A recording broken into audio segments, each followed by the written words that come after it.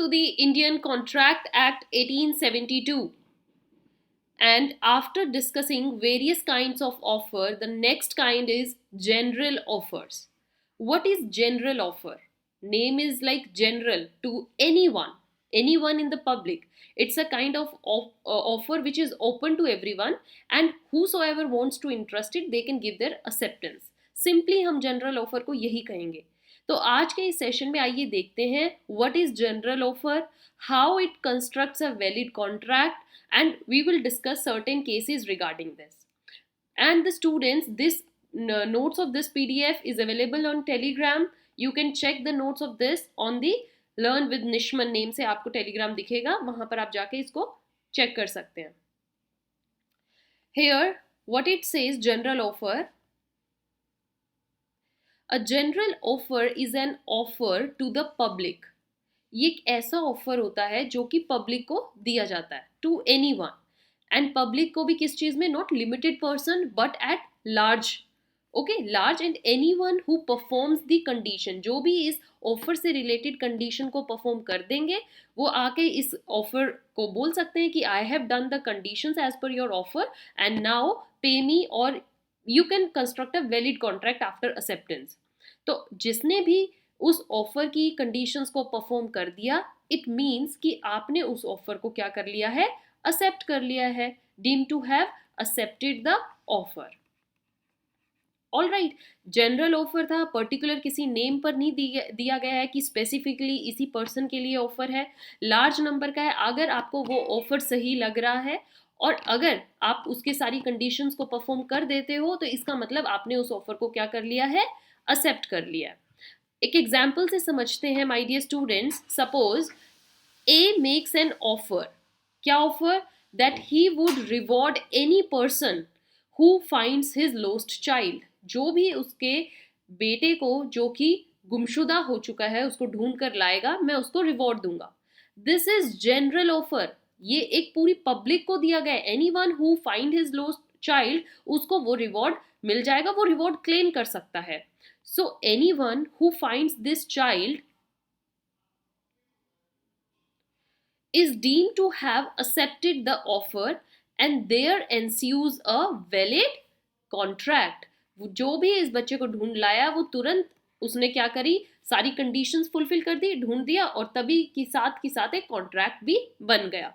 समझ में आया my dear students? General offer generally to the whole public. Anyone who is interested they can perform the conditions as per the offer, और जैसे ही आपने conditions perform करी you have accepted it, और जैसे ही आपने उसको accept किया वो एक contract बन गया. Now what other things it says that there is no need to communicate the acceptance of such an offer. ये नहीं है कि अब देखिए ओपन पूरी पब्लिक को पता है कि ये ऑफर दिया गया है, अब जरूरी नहीं है कि आप इसमें जाकर एक्सेप्टेंस उस पर्सन को बताए जिसने ऑफर दिया है. जैसे यहाँ पर एक एग्जाम्पल था, लाइक फादर ने रिवॉर्ड की घोषणा करी थी जो भी उसके बच्चे को ढूंढ कर लाएगा. तो जरूरी नहीं है कि जो पर्सन ढूंढने जा रहा है वो पहले उसके फादर को जाके कहे कि मैं ढूंढ लूंगा या मैंने ढूंढ लिया है. No, right?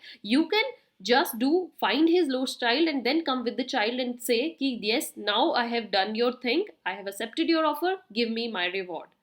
So क्योंकि acceptance, देखिए जो specific offers होते हैं जो एक पर्टिकुलर पर्सन के लिए दिए गए, जैसे मैंने बताया था ए बी को रेडियो देना चाहता है, तो यहाँ पर तो बी को अपनी एक्सेप्टेंस बतानी होगी, ए को कम्युनिकेट करना पड़ेगा कि यस मैं आपके ऑर्डर से या आपके ऑफर से खुश हूँ, या मैं आपके ऑफर को एक्सेप्ट करती हूँ, मतलब मैं आपके दिस रेडियो लेने के लिए रेडी हूँ और इन रिटर्न आपको 500 रुपीज़ भी पे करूँगी. बट स्पेसिफिक में ही ये कंडीशन है, जनरल में नहीं. ऐसे तो भैया कितनी पब्लिक है, लाइन ही लग जाएगी ऑफर एक्सेप्ट करने वालों की, हम भी ढूंढ के लाएंगे, हम भी ढूंढ के लाएंगे, हम भी ढूंढ के लाएंगे. No, go and just perform the task. If you have done accordingly then claim your reward. Right? So what it says that there is no need to communicate the acceptance of such an offer. The offer can be informed. आप offer को कब inform कर सकते हो? After the dash have been fulfilled. जैसे ही आपने conditions को फुलफिल कर दिया, जो भी उसमें कंडीशंस थी, उसके बाद आप अपनी एक्सेप्टेंस जाकर बता दीजिए. इतनी ही इंफॉर्मेशन काफी है.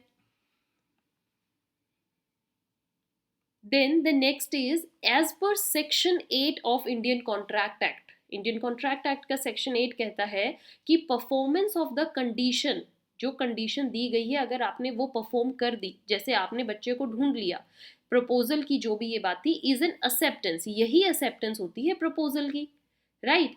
This section by implication just talks about general offer, ये मत समझिए मैं ये हर ऑफर की बात कर रही हूँ, I am just talking about the general offer जो पब्लिक को दिए जाते हैं।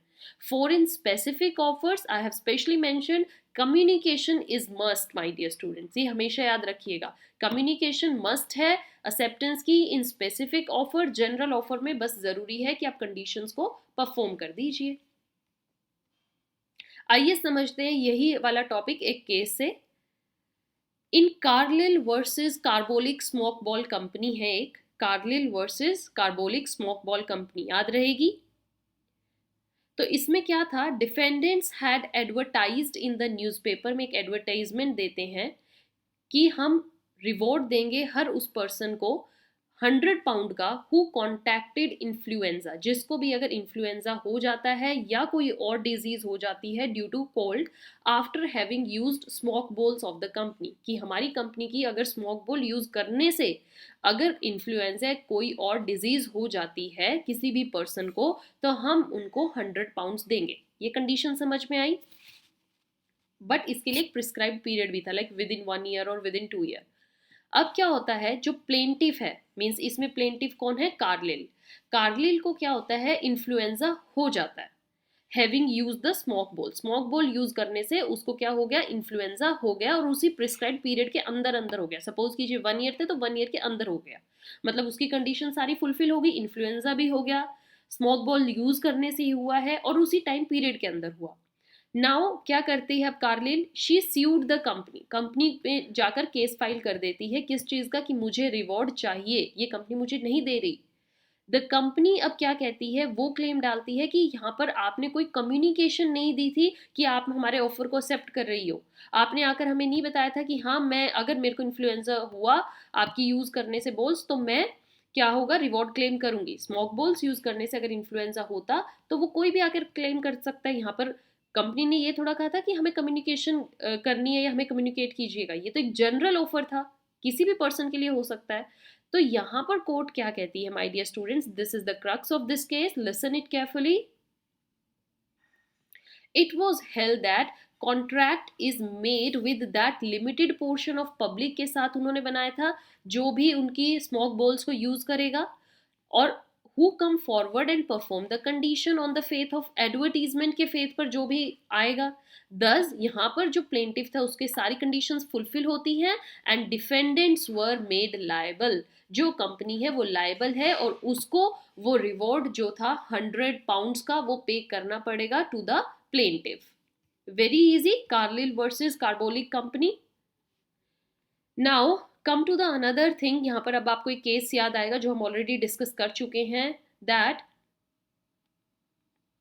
A knowledge of general offer, एक जनरल ऑफर होने की नॉलेज आपको होनी चाहिए, दैट इज मस्ट, ये जरूरी है। यहाँ पर ये बात मैं पहले बताना भूल गई आपको कि जनरल ऑफर का पता तो होना चाहिए एटलीस्ट। अगर आपको पता ही नहीं होगा कि इस कंपनी ने एडवर्टीजमेंट निकाली है, अगर आपको इन्फ्लुएंजा हो गया तो हम देंगे, और वैसे ही जस्ट आपको इनकेस हो जाता है तो आप रिवॉर्ड लेने थोड़ा चले जाओगे, आपको उसकी नॉलेज भी होनी चाहिए जनरल ऑफर की कि yes we have read this, या हमें आपके रिवॉर्ड का पता था।